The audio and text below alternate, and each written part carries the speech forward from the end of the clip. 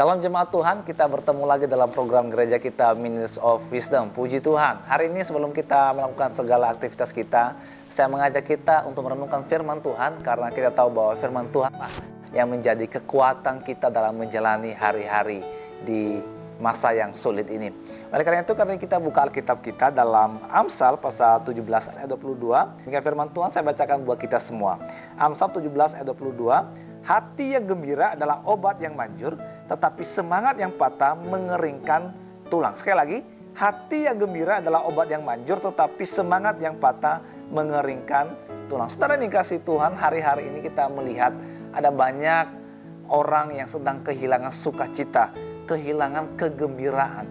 Kenapa saudara? Karena situasi yang kita alami saat ini adalah situasi-situasi yang sulit, situasi-situasi yang tidak pasti. Kenapa? Karena virus corona yang sedang mewabah di seluruh dunia saat ini. Tetapi orang-orang yang percaya kepada Tuhan, saya percaya mereka akan senantiasa bersuka cita. Nah, firman Tuhan berkata pagi hari ini bagi kita, hati yang gembira adalah obat yang manjur, tetapi semangat yang patah mengeringkan tulang. Nah, saudara dikasihi Tuhan, berbicara tentang hati yang gembira, saudara, maka hati yang gembira itu tidak dipengaruhi oleh situasi yang ada di luar. Ya, kenapa? Karena hati itu letaknya ada di dalam. Itulah sebabnya ketika orang-orang mencari kebahagiaan, mencari sukacita yang ada di luar sana, maka mereka tidak menemukannya. Kenapa? Karena hati itu letaknya bukan situasi, bukan dengan orang, tetapi hati itu letaknya di dalam. Nah, oleh karena itu, saudara, bagaimana caranya kita tetap bersukacita, tetap bergembira dalam segala hal? Maka yang perlu kita lakukan adalah kita senantiasa mengingat kasih Tuhan, mengingat pengorbanan kasih Tuhan. 2000 tahun yang lalu dia sudah mengorbankan dirinya bagi kita. Supaya apa? Supaya kita yang harusnya binasa diselamatkan. Dia rela turun dari surga, turun ke bumi. Supaya apa? Supaya kita hidup. Yang kemarin kita baru peringati, yang seharusnya dia ada di surga, dia turun ke bumi, dia menderita untuk kita. Nah, saudara yang dikasihi Tuhan, kalau kita mengingat hal-hal ini, saudara, maka saya percaya kita tidak akan bersungut-sungut.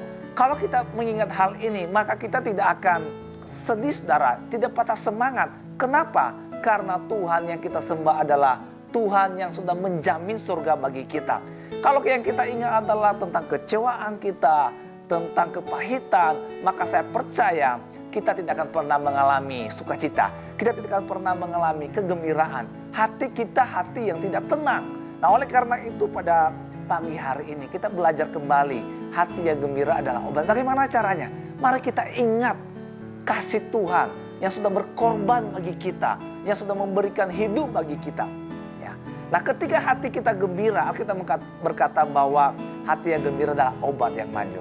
Artinya apa Bapak Ibu Saudara? Ketika hati kita gembira, maka sistem imun atau sistem kekebalan tubuh kita menjadi kuat, sehingga kita tidak gampang sakit, saudara.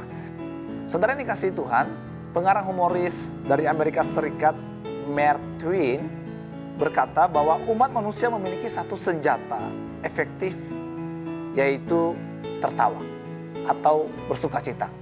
Nah, sebuah penelitian melaporkan dalam sehari anak-anak rata-rata tertawa 400 kali, sementara orang dewasa hanya 15 kali. Artinya apa, saudara? Artinya semakin tua maka semakin kurang tertawa. Padahal tertawa atau kegembiraan itu selain sehat menyuburkan semangat, dan juga Alkitab tadi berkata bahwa kegembiraan itu adalah obat yang manjur. Oleh karena itu, saudara dikasihi Tuhan, mari saya mengajak kita dalam situasi yang sulit ini, mari kita senantiasa bersukacita. Nah, bagaimana caranya? Kita mengingat kasih Tuhan. Orang yang mengingat kasih Tuhan tidak akan bersungut-sungut. Orang yang mengingat kasih Tuhan pasti orang yang senantiasa bersukacita. Kenapa? Karena dia sudah menerima kasih yang terbesar yang diberikan Tuhan kepadanya.